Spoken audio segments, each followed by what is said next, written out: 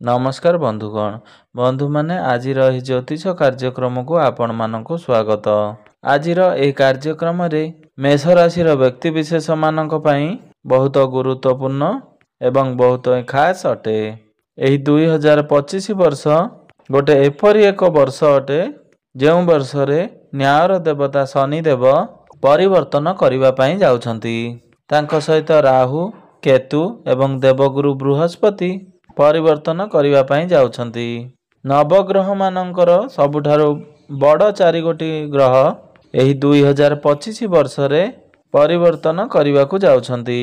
निजर राशि निजर गति एवं नक्षत्र जहा फल रे आपणकर जीवन रे जेते सब दुख कष्ट थिला ताहार मध्य परिवर्तन हेबो। आपणकर समस्त दुखर अंत एही 2025 रे घटिबो। किंतु यह केमिति घटिबो केबे घटिबो एवं केउं ग्रहंकर परिवर्तन रे घटिबो आजिर ए वीडियो माध्यम रे आमे माने विस्तार भाव रे आलोचना करिबा। सेथि पई बंधु माने आपणकर व्यस्त बहुल समय मध्यरु 10 मिनिट समय आपण निज पई दियंतु एवं आपण माने जानंतु किछि एभली कथा जहा संपूर्ण रूप रे सत्य हेबा पई जाउअछि एवं आपणकर समस्त दुख कष्टर अंत घटिबाकू जाउअछि। तेबे बंधु माने वीडियोटी को आग को बढ़िबा पूर्वरु जदि आपण मानकर मेष राशि होइथाय तेबे वीडियो को गोटे लाइक करी चैनल टी को सब्सक्राइब कर दियंतु एवं आपण माने जदि ईश्वर को सच्चा हृदय रे भक्ति करूथांती विश्वास करूथांती तेबे भक्ति एवं श्रद्धार सहित कमेंट बॉक्स रे जय श्री जगन्नाथ जय माँ लक्ष्मी अवश्य लिखि दियंतु। तेबे बंधु माने आजिर ए वीडियो रे समस्त मेष राशि व्यक्ति विशेष माने एही बड़ बड़ प्रमुख ग्रह मानकर परिवर्तन रे आपणक जीवन रे कौन सब परिवर्तन हेबो आजिर ए वीडियो रे संपूर्ण भाव रे आलोचना करिबा। आपण टिके ध्यानर सह बुझिबाकू चेष्टा करंतु एवं जानंतु आपणक जीवन रे एथे दुख कष्ट काहेकि मिलुछि एवं एई दुख कष्टर अंत किपरि घटिबो। तेबे बंधु माने आसंतु आरंभ करिबा आजिर ए कार्यक्रम जहाँकि जन्म राशि एवं चंद्र राशि उपरे संपूर्ण आधारित अटे। तेबे बंधु माने सर्वप्रथम आसंतु जानि नेबा नवग्रहंकर स्थिति किभଳି रहिछि। एही 2025 वर्षर आरंभ रे गुरु आपणकर द्वितीय भाव रे विराजमान अछंती। मंगल आपणकर चतुर्थ भाव रे विराजमान अछंती। केतु आपणकर षष्ठ भाव रे विराजमान अछंती। बुध एवं सूर्य आपणकर नवम भाव रे विराजमान अछंती। शुक्र एवं शनि आपणकर एकादश भाव रे विराजमान अछंती एवं राहु आपणकर द्वादश भाव रे विराजमान करिसंती। शनि राहु केतु एवं देवगुरु बृहस्पति सबुठारु बड़ बा प्रमुख ग्रह एवं एमानकर गति बहुत मंथर होइथाए। सेथि पई एमाने जेउ राशि को चलन करंती सेठारे रही एते जल्दी आसंती नाही। तेणु करी एमानकर परिवर्तन हेले समस्त ब्रह्मांड रे परिवर्तन होइथाए जहा फल रे आपणकर जीवन रे मध्य परिवर्तन एही 2025 रे देखिबे। ता सहित आपण माने जानि रखिबा उचित जे आपणक राशि रे शनि 7.5 एही वर्ष आरंभ हेबाकू जाउछि एवं दीर्घ 30 वर्ष परे आपणकर 7.5 हेबो। एही 7.5 रो कथा मध्य ए वीडियो रे आमे माने आलोचना करिबा। सर्वप्रथम आपण माने जानि रखंतु ए वर्ष 2025 रे 9 नंबर रो वर्ष बा यूनिवर्सल ईयर एवं एही वर्षटी को मंगल परिचालना करिवे। एही वर्षटी होची मंगलंकर वर्ष। मंगल हेउचंदी आपणक राशिर राश्याधिपति बा स्वामी। तेणु करी आपण माने मने रखंतु जे एही वर्ष आपण मानकर पर्सनल वर्ष एवं आपणकर वर्ष। तेणु करी बहुत गुड़िए परिवर्तन आपणक जीवन रे हेबो। आपण निजको ऊर्जावान मने करिवे। आपणकर जिद्दी बढ़ी जीवो राग बढ़ी जीवो किंतु आपणकर पेशेंस बहुत कम रहिबो। सेथि पई आपण आरंभରୁ जानि रखंतु जे आपणकू एही सब विषय प्रति टिके ध्यान देबार आवश्यकता रहिछि। वर्षर आरंभରୁ मंगल आपणकर चतुर्थ भाव रे रहिबे तापरे तृतीय भाव को वक्री अवस्था रे चलन करिवे। पुणी थरे आपणकर चतुर्थ पंचम एवं षष्ठ भाव विराजमान करिवे। यार अर्थ हेउची वर्षर प्रथम 4 मास अप्रिल मास भितरे आपण जेकोसी बड़ डील बा इन्वेस्टमेंट करि नियंतु। आपण जानवाहन जागा बाड़ी किंबा गृह आपण निश्चिंत भावरे किनि पारिबे। आपणकर प्रॉपर्टी जनित जेकोसी कार्य आपणकर करिवार अछि ताहा आपण एप्रिल पूर्वरु ही करि नियंतु। ता सहित आपण जदि किछि कंस्ट्रक्शन रो कार्य आरंभ करिवा को चाहुचंती किंबा आपण गृह निर्माण करूछंती किंबा करिवार आशा रखिछंती जदि आपण किछि बड़ जिनिस क्रय करिवा को चाहुचंती तेबे आपण मे मास पूर्वरु ही करंतु। आपणक पई बहुत शुभ रहिबो। सूर्य आपणकर नवम भावरे वर्षर आरंभरु रहिबे। जानुआरी 14 रु फेब्रुआरी 14 मध्यरे दशम भावरे विराजमान रहिबे एवं फेब्रुआरी 14 रु मार्च 14 पर्यंत आपणकर एकादश भावरे विराजमान रहिबे एवं मार्च 14 रु एप्रिल 14 पर्यंत आपणकर द्वादश भावरे विराजमान रहिबे। तेणु करी मार्च 14 रु एप्रिल 14 पर्यंत आपण आपणकर प्रेम संपर्क रे टिके विशेष ध्यान रखिबार अछि। ता सहित आपणकर शिक्षा मन एवं पर्सनालिटी रे आपणकर ध्यान देबार अछि। एही समय रे आपण काहा सहित शत्रुता करंतु नाही। जेतेबेले सूर्य देव आपणकर प्रथम भाव को चलन करिवे माने एप्रिल 14 तारिख परे आपणकर शिक्षा क्षेत्र पई बहुत भल समय रहिछि। जदि एही समय रे आपण गवर्नमेंट सर्विस पई किछि प्रिपरेशन होचंदी बा एग्जाम देउछंती किंबा आपण कॉम्पिटिटिव एग्जाम देबा को चाहुचंती किंबा जे कोनसी भी एग्जाम देबा को चाहुचंती आपण को शुभ फल प्राप्ति हेबो। एप्रिल 14 तारिख परे आपणक राशि रे सूर्य उच्च स्थान रे रहिबे। तेणु करी आपण शुभ फल प्रदान करि पाइबे एवं अगस्त मास 14 तारिख परे आपण अधिक शुभ फल अगस्त 14 रु आरंभ करी सेप्टेम्बर 14 मध्यरे अधिक पाइबे।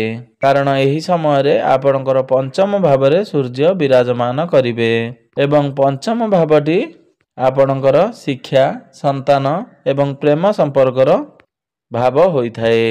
तेणु करी एही सेप्टेम्बर 14 मध्यरे आपण संतान प्राप्ति करिवार जोग बनुअछि। ता सहित आपणकर प्रेम संपर्क पई बहुत भल समय रहिअछि।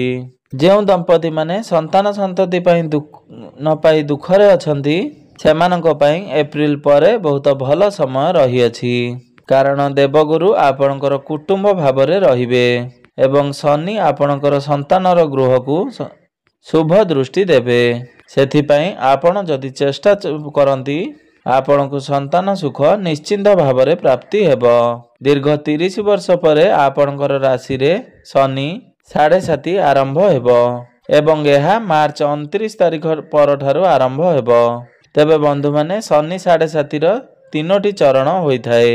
प्रथम चरण, द्वितीय चरण एवं तृतीय चरण प्रतिटी चरण 2.5 वर्ष लेखे होइथाए। तेबे बंधु माने शनिदेव होचंदी कर्मर कारक ग्रह एवं न्यायर देवता बोली माना जाइथाए। तेणु करी एही 7.5 वर्ष आपणको आपणकर कर्मर फल देबा पई शनिदेव आसी थांती। तेणु करी एही 7.5 वर्ष रे आपण बहुत लोक ऊपर को उठी जांती एवं बहुत लोक तळकु मध्य खसी जाई थांती। जदि आपणकर कुंडली रे शनि उच्च स्थिति रे रहंती बहुत मजबूत स्थिति रे थांती तेबे आपणको शनि 7.5 रंकरु राजा बनाई देई थांती। आ जदि आपणको कुंडली रे शनिदेव नीचस्थ अवस्था रे रहंती बा शत्रु राशि रे विराजमान थांती तेबे शनि आपणको राजारु रंक बनाई देई थांती। आपण शनि 7.5 पई चिंता करंतु नाही किंतु तांकर अर्थ केउ बाटरे खर्च हबो ताहा आपणको शनि आपणको विदेश यात्रा कराइबे एवं दूर यात्रा मध्य शनि कराइबे जहा फल रे बहुत लोकंको सफलता मध्य प्राप्ति। किंतु सबु परे शनिकर गोचर बहुत भल रहिछि किंतु सबु परे शनिकर स्थिति किभଳି रहिछि आपणको कुंडली रे ताहा निर्भर करूछि। शनिदेव द्वादश गृह को आसिले जो माने मैन्युफैक्चरिंग कार्य करूछंती किंबा ट्रांसपोर्ट काम करूछंती गैस पेट्रोलियम किंबा लुहार कार्य करूछंती सेमानक पई समय बहुत भल रहिछि।